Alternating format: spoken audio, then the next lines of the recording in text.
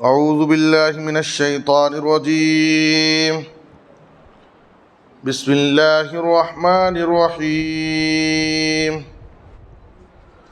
ولو ان اہل القرى آمنوا واتقوا لفتحنا علیہم برکات من السماء والارض ولكن كذبوا فأخذناهم بما كانوا يكسبون۔ محترم حضرات، خواتین اسلام،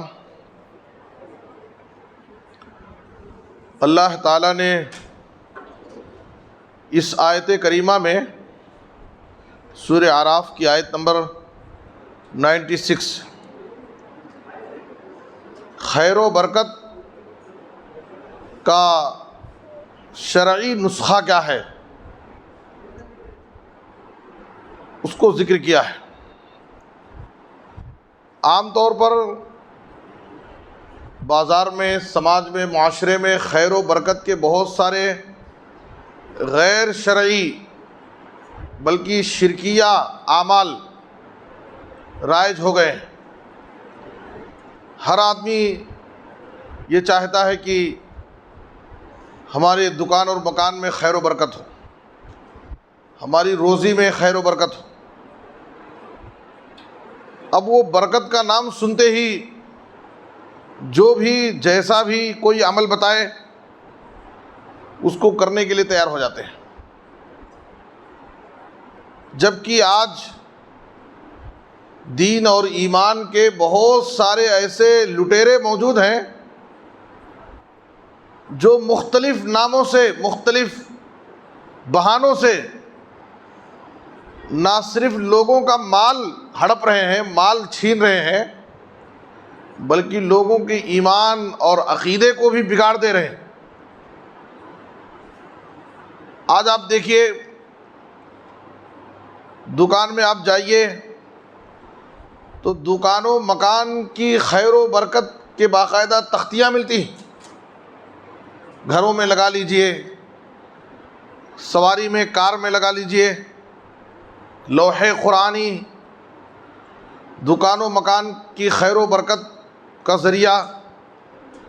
اب سادہ لوح عوام، بیچارے عام لوگ جن کو علم نہیں ہے شریعت کا، ایسے لوگ ایسے لٹیروں کے جال میں پھنس جاتے ہیں، مال بھی ضائع کرتے ہیں اور اپنا ایمان اور عقیدہ بھی خراب کرتے ہیں۔ اگر وہ تختیاں لگا لینے سے دکان میں، مکان میں برکتیں آ جائیں گی تو اس نادان کو ایسے چور اور مکار جو ہوتے ہیں کیوں نہیں اپنے گھروں میں ساری تختیاں جمع کر لیں اور سارے خزانے اور ساری برکتیں وہ اپنے گھر میں بھر لیں۔ وہ تو بیچارہ وہ تختیاں بیچ کر کے پیسے کما کر کے وہ اپنے پاس مال جماتا ہے، اور ہم یہ سمجھتے ہیں کہ وہ تختیاں دکان میں، مکان میں، گاڑی میں لگا لینے سے ہمارے گھر میں، ہماری دکان میں، ہماری سواری میں برکت آ جائے گی۔ اگر برکت اسی سے آتی تو کیوں نہیں وہ شخص وہ ساری تختیاں اپنے گھر میں بھر لیا اور برکتیں ساری جمع کر لیا۔ یہ سب لوگوں کے دین اور ایمان کو لوٹنے کے بہت سارے راستے ہیں۔ اسی لیے جناب محمد الرسول اللہ صلی اللہ علیہ وسلم نے ایسے لوگوں سے دور رہنے کی تعلیم دی۔ آپ صلی اللہ علیہ وسلم نے فرمایا، صحیح مسلم کی حدیث ہے، من اتی عرافا فسألہ عن شیء لم تقبل صلاتہ 40 لیلہ۔ جو شخص ایسے باباؤں کے پاس جاتا ہے جو بڑے بڑے دعوے کرتے ہیں، قسمت کے راز بتاتے ہیں، ہماری زندگی میں آئندہ مستقبل میں کیا ہو سکتا ہے، وہ ہمارے ہاتھوں کی لکیروں کو دیکھ کر کے دعوے کرتے ہیں، اور بہت ساری چیزیں ان کے پاس بڑے بڑے دعوے ہوتے ہیں۔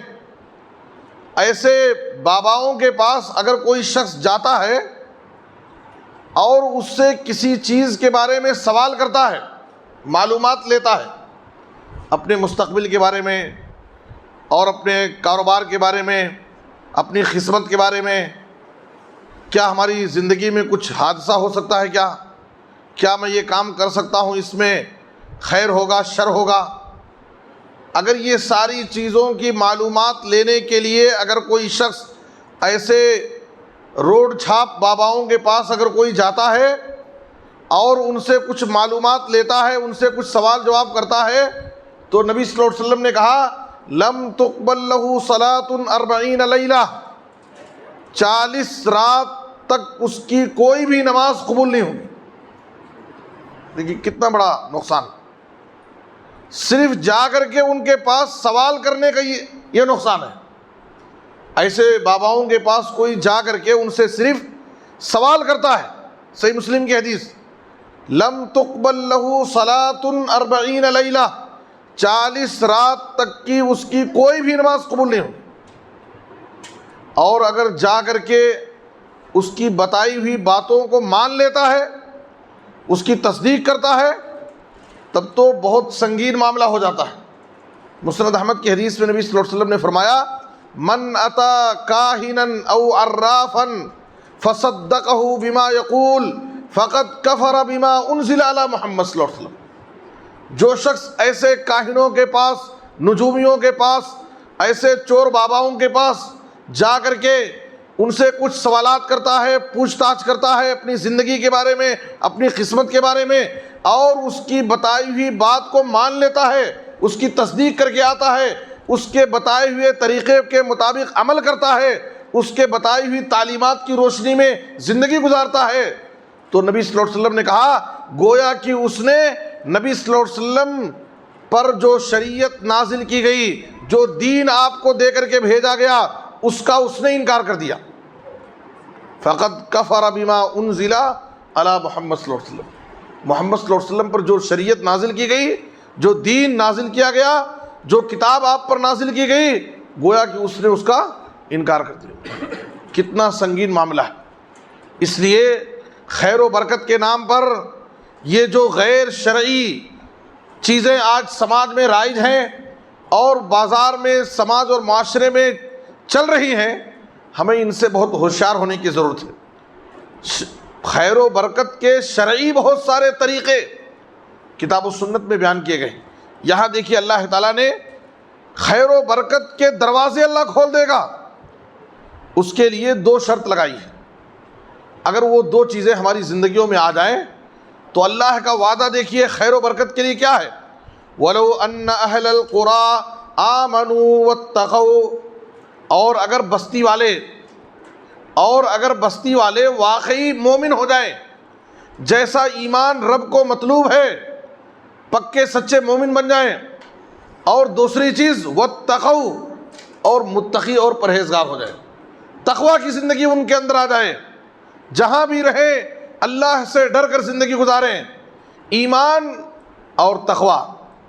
اللہ تعالیٰ نے کیا وعدہ فرمایا لَفَتَحْنَا عَلَيْهِمْ برکات من السماء والارض، ہم ان کے اوپر آسمان اور زمین سے برکتوں کے دروازے کھول دیں گے. اللہ کے خزانے میں کوئی کمی نہیں. اگر ایک انسان اللہ پر سچا ایمان لائے، اللہ پر بھروسہ رکھے، اللہ کے وعدوں پر یقین رکھے، اور اپنے ایمان اور عقیدے کی حفاظت کرے، تقوی کی زندگی گزارے، یہ اللہ کا وعدہ ہے کہ ہم ان کے لیے آسمان اور زمین سے برکتوں کے دروازے کھول دیں گے. لیکن آج ہمیں اللہ اور اس کے رسول کے وعدوں پر یقین نہیں. یہ جو شریعت میں بتائے ہوئے طریقے ہیں، ہم انہیں اختیار نہیں کرتے. جو لوگ ہم سے ہمارا ایمان لوٹتے ہیں، ہمارے عقیدے کو بگاڑتے ہیں، ہماری عبادتوں کا اجر و ثواب ضائع اور برباد کرا دیتے ہیں، ہمیں ان کے نسخے اور ان کے بتائے ہوئے طریقے بہت اچھے نظر آتے ہیں. صاف اور شریعت کی جو واضح تعلیمات ہیں، ہمیں وہ تعلیمات پسند نہیں. دیکھیے دین بہت آسان ہے اور دین کی تعلیمات بہت واضح ہیں. یہاں پر کوئی ہیرا پھیری نہیں ہے اور بہت زیادہ پیچیدگی نہیں ہے. اگر ہم واقعی مومن ہو جائیں اور تقوی کی زندگی گزار لیں، اللہ تعالیٰ نے وعدہ کیا لفتحنا علیہم برکات من السماء والارض، لیکن اللہ نے کہا ولیکن کذبوا، لیکن انہوں نے ایمان لانے کے بجائے تکذیب کیا، جھٹلا دیے، نبیوں کی تعلیمات کو جھٹلا دیے، نبیوں کی دعوت کا انکار کیے، نبیوں پر ایمان نہیں لائے، تو اللہ نے کیا کیا؟ فَأَخَذْنَاهُمْ بِمَا كَانُوا يَكْسِبُونَ، تو ہم نے ان کی بدعمالیوں کی وجہ سے، ان کے غلط کرتوتوں کی وجہ سے ہم نے ان کو پکڑ میں لے لیا، ان کو اپنی گرفت میں لے لیا، ان پر عذاب بھیج کر کے ان کو ہلاک و برباد کر دیا۔ تو میرے بزرگوں اور دوستوں، یہ خیر و برکت کا ایک بڑا کامیاب نسخہ ہے کہ ہم مومن اور متقی ہو جائیں۔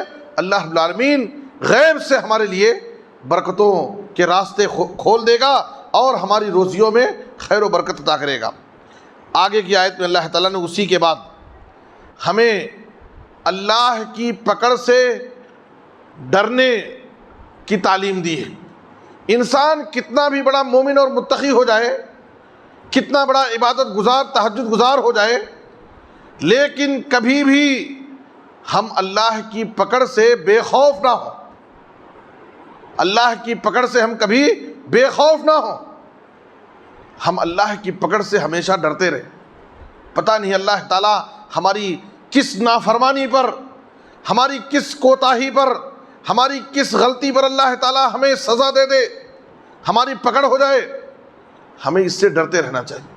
آپ دیکھیے نبی صلی اللہ علیہ وسلم کی اور صحابہ کی زندگی، نبی صلی اللہ علیہ وسلم اور صحابہ کرام جو ہمیشہ نیکیوں کی تلاش میں رہتے تھے، نیکیوں میں آگے آگے رہتے تھے، جن کے دلوں میں ہمیشہ اللہ کا ڈر اور خوف ہوتا تھا، جو گناہوں سے بہت دور رہتے تھے، گناہوں سے ان کی زندگیاں پاک تھیں، لیکن پھر بھی ہمیشہ اللہ کی پکڑ کا ڈر، اللہ رب العالمین کے عذاب اور سزاؤں کا خوف ان کے دلوں میں ہمیشہ رہتا تھا۔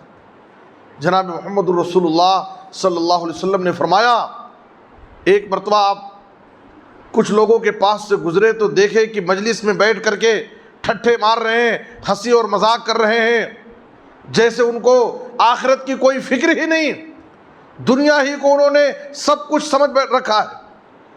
نبی صلی اللہ علیہ وسلم نے ان کو دیکھ کر کے کہا واللہ لو تعلمون ما اعلم لضحکتم قلیلا ولبکیتم کثیرا، اللہ کی قسم، اللہ تعالیٰ کے پاس نافرمانوں کے لیے، گنہگاروں کے لیے کتنا سخت عذاب ہے، اگر وہ باتیں جو میں جانتا ہوں تمہیں معلوم ہو جائے تو تمہاری زندگی سے ہنسی ختم ہو جائے، زیادہ تمہاری زندگی رونے میں گزر جائے گی۔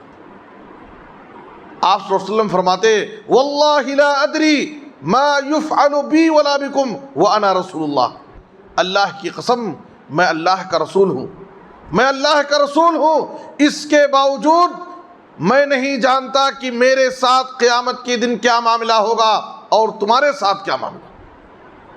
آخر اللہ رب العالمین کے حضور جواب دہی کا احساس، اللہ کے سامنے کھڑے ہونے کا خوف نبی صلی اللہ علیہ وسلم کے دل میں کیوں ہوتی تھی؟ ایک مومن کو ہمیشہ اس بات کی تعلیم دی جا رہی ہے کہ ہم کبھی بھی کتنے ہم عبادت گزار ہو جائیں، نماز روزے کے پابند ہوں، مومن اور متقی ہوں، لیکن ہمیں ہمیشہ اللہ کے عذاب اور سزاؤں کا خوف، ہمارے دلوں میں اللہ کا ڈر ہونا چاہیے۔ قرآن مجید میں سورہ نازعات کے آخر میں اللہ تعالیٰ نے کیا فرمایا؟ وَأَمَّا مَنْ خَافَ مَقَامَ رَبِّهِ وَنَهَى النَّفْسَ عَنِ الْهَوَىٰ فَإِنَّ الْجَنَّةَ هِيَ الْمَأْوَىٰ، جو شخص رب کے سامنے کھڑے ہونے سے ڈر جائے کہ ایک دن مجھے مرنا ہے، مرنے کے بعد دوبارہ مجھے زندہ کیا جائے گا اور حساب و کتاب کے لیے اللہ کے سامنے مجھے تنے تنہا کھڑے ہونا ہے، اللہ کے سامنے کھڑے ہونے کا خوف، میں اکیلے اللہ کے سامنے کھڑا ہوں اور اللہ مجھ سے سوال کرے گا، میں کیسے جواب دوں گا؟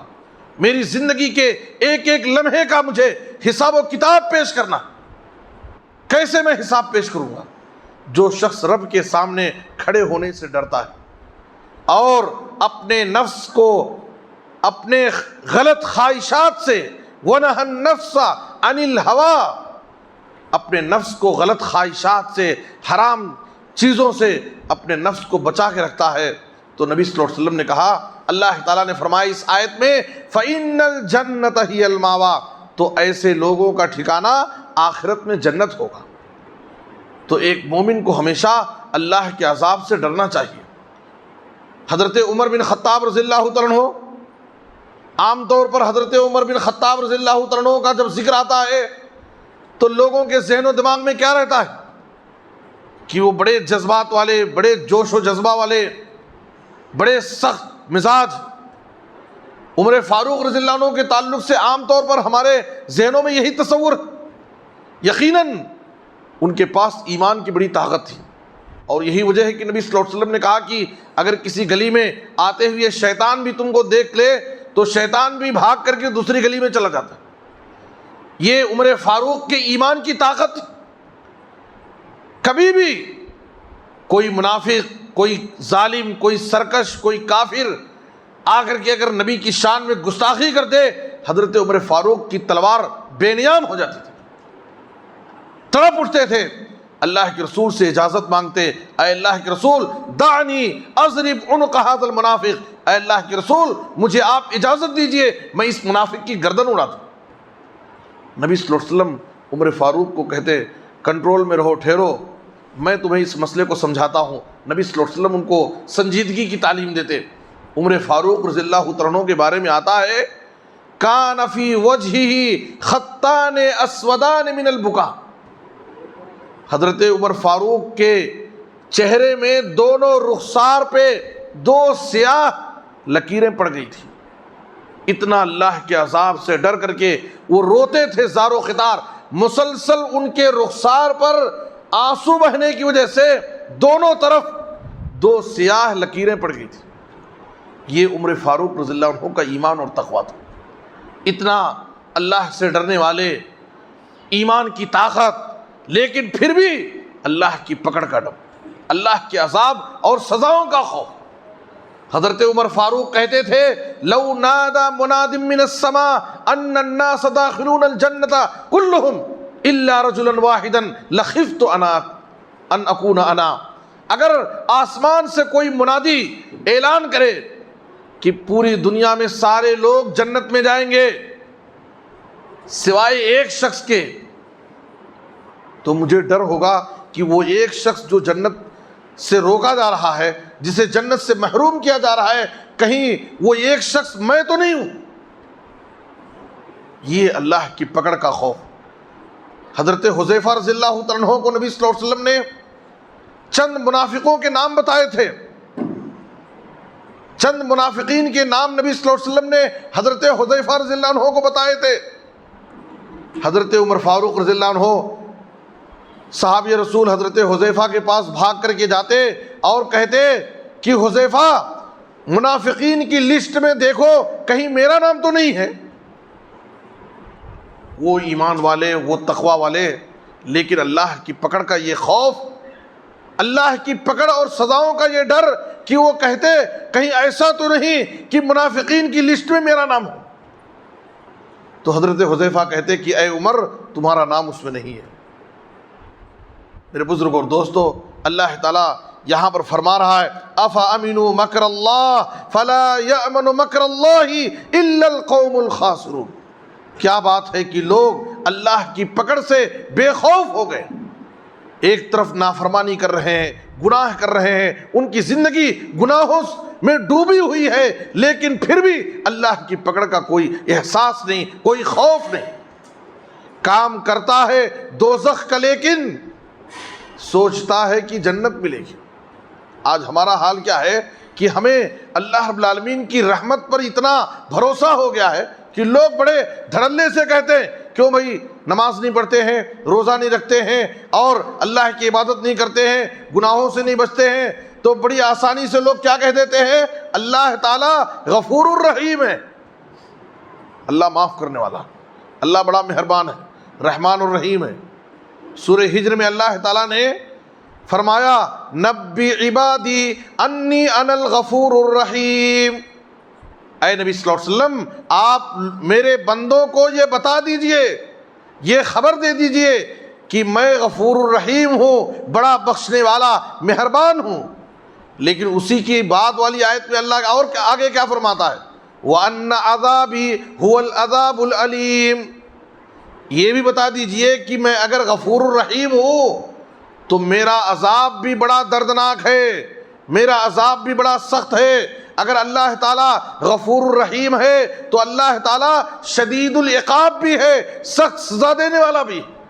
نافرمانوں کے لیے، گنہگاروں کے لیے، کافروں کے لیے، فاسقوں کے لیے، منافقوں کے لیے، سرکشوں کے لیے اللہ تعالیٰ کا عذاب بڑا سخت ہے۔ اس لیے ایک مومن کبھی بھی اللہ کی پکڑ سے، اللہ کے عذاب سے بے خوف نہیں ہونا۔ نیکی کرنے کے بعد بھی، عبادت کرنے کے بعد بھی ہمیں اللہ کے عذاب اور سزاؤں کا خوف ہونا چاہیے۔ اللہ کی رحمت کی ہم امید بھی رکھیں کہ اللہ تعالیٰ غفور الرحیم ہے، لیکن اللہ رب العالمین کے عذاب سے ڈرتے بھی رہیں۔ جیسے نبی صلی اللہ علیہ وسلم اور صحابہ کرام کی سیرت ہمیں بتاتی ہے کہ ایک طرف وہ نیکیوں میں آگے رہتے تھے، لیکن پھر بھی ہمیشہ اللہ کی پکڑ سے ڈرتے رہتے تھے۔ اسی لیے اللہ تعالیٰ نے یہاں پر فرمایا، اور سورہ ملک میں اللہ تعالیٰ نے کیا فرمایا؟ آمنتم من فی السماء ان یخسف بکم الارض فاذا ہی تمور، اے لوگو کیا تم آسمان والے سے بے خوف ہو گئے؟ کہیں ایسا نہ ہو کہ اللہ تعالیٰ زمین میں زلزلہ پیدا کر دے اور تم زمین میں دھنس جاؤ۔ کہیں ایسا نہ ہو کہ اللہ تعالیٰ تمہارے گناہوں کی وجہ سے، تمہاری نافرمانیوں کی وجہ سے آسمان سے پتھروں کی بارش برسا دے، پھر تمہارا حال کیا ہوگا؟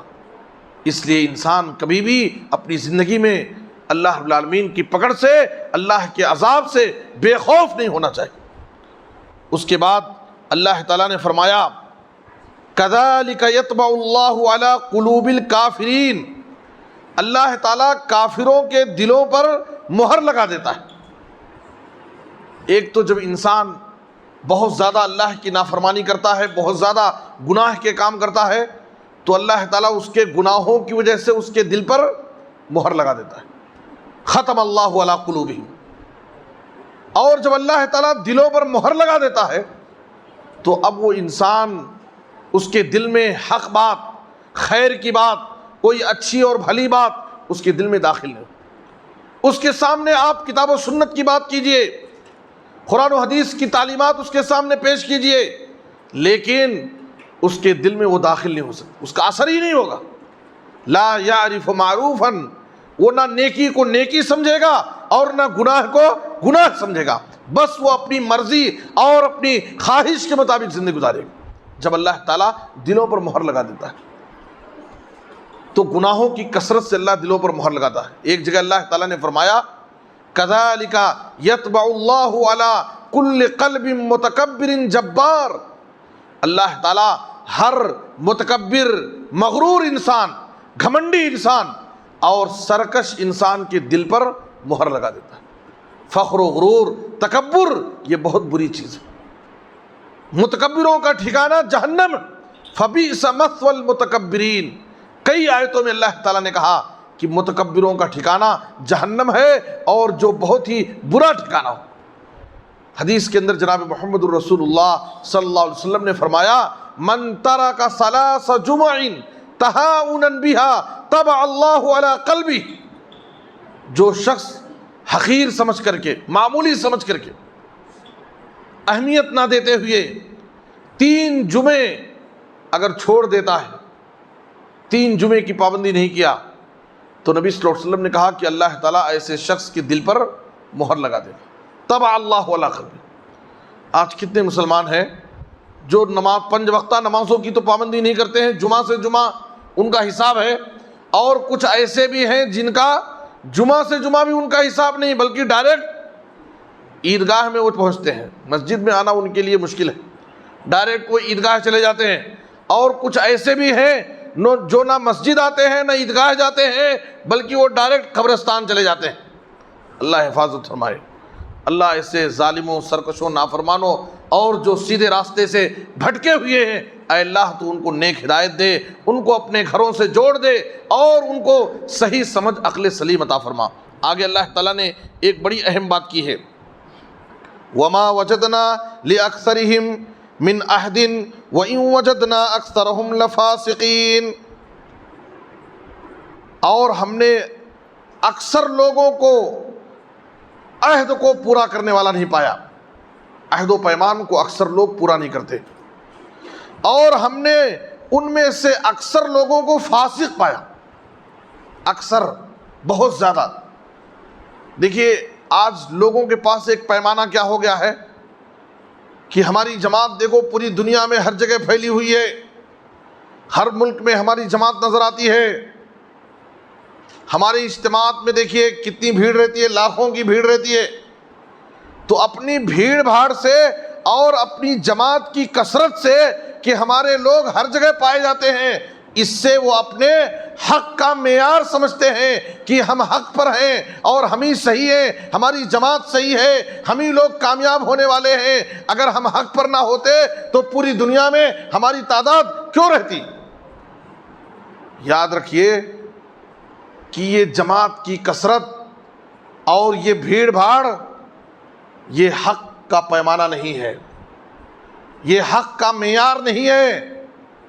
یہاں پر اللہ تعالیٰ جگہ جگہ آپ قرآن مجید کی تلاوت کرتے وقت آپ محسوس کریں گے، پائیں گے کہ اللہ تعالیٰ اکثر مقام پر اکثرہم لا یعقلون، اکثرہم لا یعلمون، وَإِنَّ أَكْثَرَهُمْ يَجْهَلُونَ، اکثرہم فاسقون۔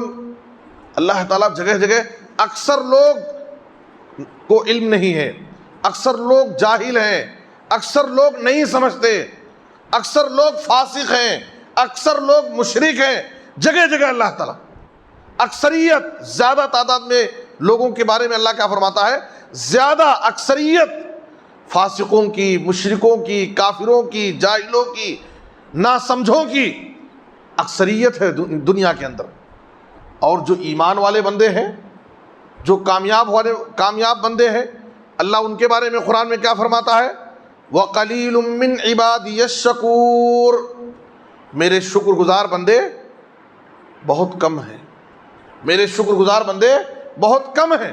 تو شکر گزار بندے بہت کم ہیں اور ناشکرے زیادہ ہیں، کثیر تعداد میں، اکثریت میں ہے، زیادہ میجارٹی انہی کی ہے۔ اور نوح علیہ السلام 950 سال دعوت کا کام کیا اور بڑی محنت کے ساتھ، سرًا و جہارا، لیلا و نہارا، کبھی رات میں جاتے، کبھی دن میں جاتے، کبھی چھپ کر کے جاتے تو کبھی کھلم کھلا لوگوں کے اجتماعات میں چلے جاتے تھے، کبھی ایک آدمی کے پاس جاتے۔ ہر طریقے سے نوح علیہ السلام نے اپنی قوم کو سمجھانے کی کوشش کی، لیکن قوم کا حال یہ تھا کہ جب دیکھتے کہ نوح علیہ السلام ہمارے پاس ہماری مجلس میں آ رہے ہیں، جعلوا اصابعهم فی آذانہم، اپنے کانوں میں اپنی انگلیاں ڈال لیتے تھے تاکہ ان کی بات ہمارے کانوں میں نہ رہے۔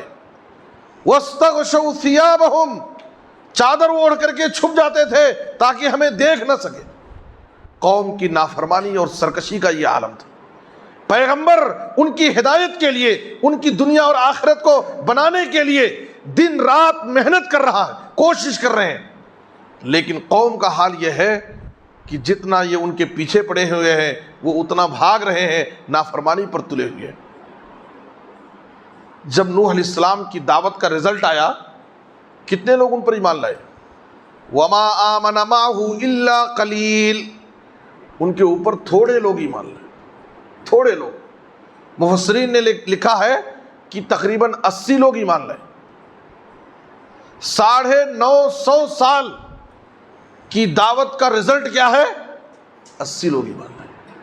جو لوگ یہ پیمانہ بنائے ہوئے ہیں کہ ہماری تعداد زیادہ ہے، ہم کثرت میں ہیں، ہم دنیا میں پھیلے ہوئے ہیں، ہماری اجتماعات کی بھیڑ دیکھو، یہ حق کا پیمانہ نہیں ہے، یہ ہدایت کا پیمانہ نہیں ہے، یہ اس بات کی علامت نہیں ہے کہ ہم ہی اچھے ہیں، ہم ہی سچے ہیں، ہماری جماعت پر حق ہے۔ یاد رکھیے جناب محمد رسول اللہ صلی اللہ علیہ وسلم نے کیا فرمایا کہ بنو اسرائیل کے لوگ 72 فرقوں میں بٹ گئے اور میری امت 73 فرقوں میں بٹ جائے گی، 73، کلہم فی النار الا واحدہ، اور تمام فرقے یہ سب جہنم میں جائیں گے، یہ سب باطل گمراہ فرقے ہیں سوائے ایک جماعت کے۔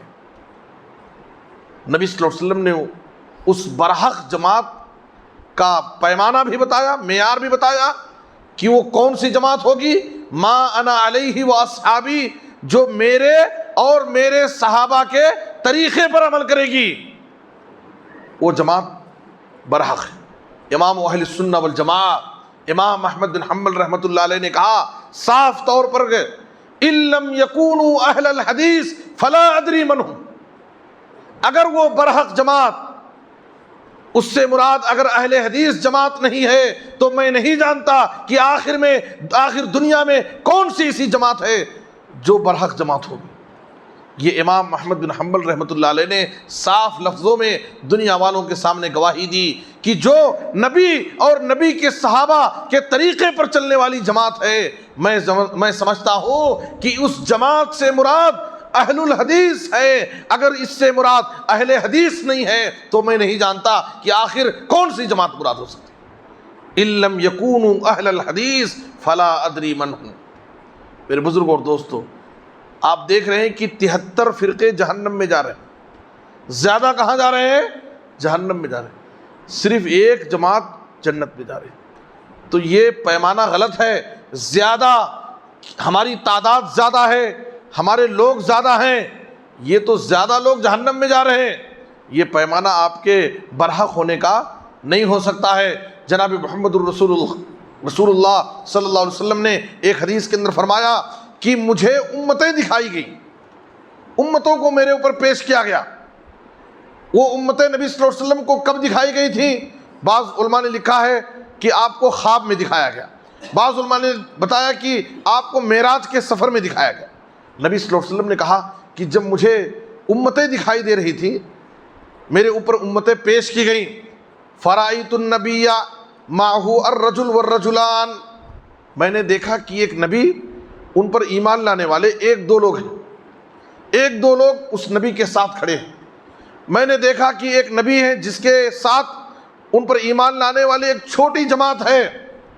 نبی صلی اللہ علیہ وسلم نے کہا والنبی لیس معہ احد، میں نے ایسے نبی کو بھی دیکھا کہ اس پر ایمان لانے والا ایک شخص بھی نہیں ہے، وہ نبی اکیلے کھڑا۔ اللہ اکبر، آپ غور کیجئے کہ ایک نبی دنیا میں آیا، اللہ نے اس نبی کو بھیجا، وہ پوری زندگی دعوت کا کام کیے، لیکن ان پر ایمان لانے والا ایک شخص بھی نہیں۔ معلوم کیا ہوا؟ اہل حق دنیا میں ہر دور میں اہل حق کی تعداد، اہل حق کی جماعت تھوڑے رہے ہیں، یہ کثرت، بھیڑ بھاڑ، یہ حق کا پیمانہ نہیں ہے میرے بزرگوں اور دوستوں۔ اس لیے کبھی بھی ہمیں ایسے نعروں سے اور ایسی باتوں سے ہمیں مایوس نہیں ہونا چاہیے کہ ہماری جماعت مختصر ہے، ہم تھوڑے لوگ ہیں، ہماری مسجدیں کم ہیں اور ان کی مسجدیں زیادہ ہیں، ان کی جماعت زیادہ ہے، ان کی تعداد زیادہ ہے۔ یہ حق کا پیمانہ نہیں ہے۔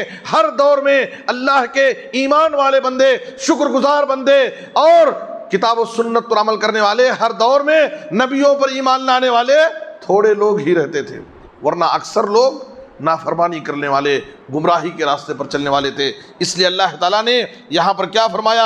وَمَا وَجَدْنَا لِأَكْثَرِهِم مِّنْ أَحْدٍ وَإِن وَجَدْنَا أَكْثَرَهُمْ لَفَاسِقِينَ، کہ ہم نے اکثر لوگوں کو فاسق پایا۔ اس لیے میرے بزرگوں اور دوستو، ہمیں کتاب و سنت کی تعلیمات کو سمجھ کر کے اس کے تقاضوں پر عمل کرنے کی کوشش کرنا چاہیے۔ اللہ سے دعا ہے کہ اللہ تعالیٰ ہمیں ان باتوں کو سمجھنے اور ان پر عمل کرنے کی توفیق عطا فرمائے اور ہمیں دنیا اور آخرت کی سعادت اور بھلائی نصیب فرمائے۔ آمین۔ تقبل یا رب العالمین۔ وصلی اللہ علی نبینا محمد وآلہ وصحبہ اجمعین۔